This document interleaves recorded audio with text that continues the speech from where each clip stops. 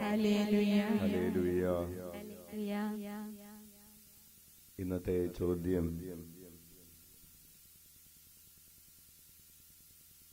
നിന്റെ ഹൃദയത്തെ പരിശോധിക്കുന്നത് ആരാണ്?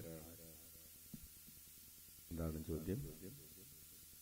നിന്റെ ഹൃദയത്തെ പരിശോധിക്കുന്നത്, പരിശോധിക്കുന്നത് ആരാണ് എന്നല്ല,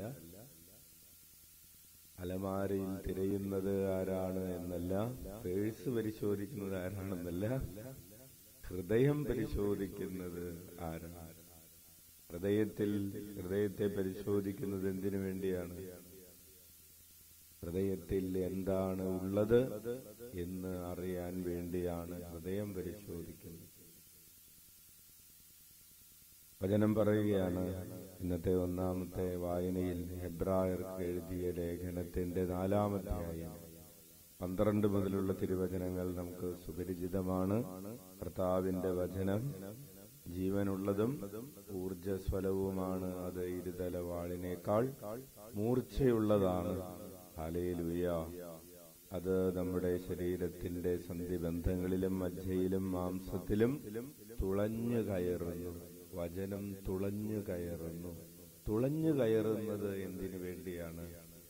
തുളഞ്ഞു കയറുന്നത് ഹൃദയത്തിന്റെ വിചാരങ്ങളെ പരിശോധിക്കാനാണ്. കർത്താവിന്റെ ദൃഷ്ടിയിൽ നിന്ന് ഒന്നും മറഞ്ഞിരിക്കുന്നില്ല. അങ്ങനെ എല്ലാം കാണുന്നവനായ ഈശോ, എല്ലാം അറിയുന്നവനായ ഈശോ, നമ്മുടെ ബലഹീനതകൾ അറിയുന്ന ഈശോ, ദൈവം ഹൃദയത്തെ പരിശോധിക്കുമ്പോൾ കർത്താവിന് എന്തായിരിക്കും മനസ്സിലാകുന്നത്? ഡോക്ടർ രോഗിയെ പരിശോധിച്ചപ്പോ ഡോക്ടർക്ക് കാര്യം മനസ്സിലായി, ഇവൻ രോഗിയാണ്. ദൈവം ഹൃദയത്തെ പരിശോധിച്ചപ്പോൾ ദൈവത്തിനൊരു കാര്യം മനസ്സിലായി, മനുഷ്യൻ ബലഹീനനാണ്. അതുകൊണ്ട് ദൈവം എന്തു ചെയ്യും? തന്റെ പുത്രനായ ക്രിസ്തുവിനെ പിതാവിന്റെ വലതുഭാഗത്ത് നമുക്കെല്ലാവർക്കും വേണ്ടി മധ്യസ്ഥം വഹിക്കുന്ന പുരോഹിതനായി നിർത്തിയിരിക്കുകയാണ്. നമുക്ക് കൈയടിച്ച് നന്ദി പറയാം.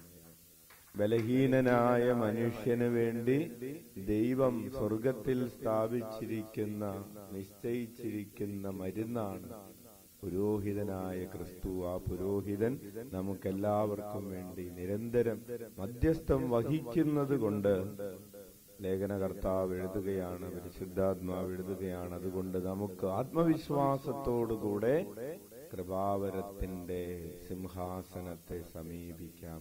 നമുക്ക് ഭയമുണ്ടാകേണ്ടതില്ല. നാം ബലഹീനരാണ് എന്ന് നമ്മൾ ചിന്തിക്കേണ്ടതില്ല. നമ്മൾ പാപങ്ങൾ ചെയ്തവരാണ് എന്നോർത്ത് നമ്മൾ കർത്താവിൽ നിന്ന് അകന്നു നിൽക്കേണ്ടതില്ല. കാരണം നമുക്ക് വേണ്ടി കുറ്റവും കുറവുമില്ലാത്തൊരു കുഞ്ഞാട്, നിത്യപുരോഹിതനായ ക്രിസ്തു മധ്യസ്ഥനായിട്ടുണ്ട്. Hallelujah, hallelujah.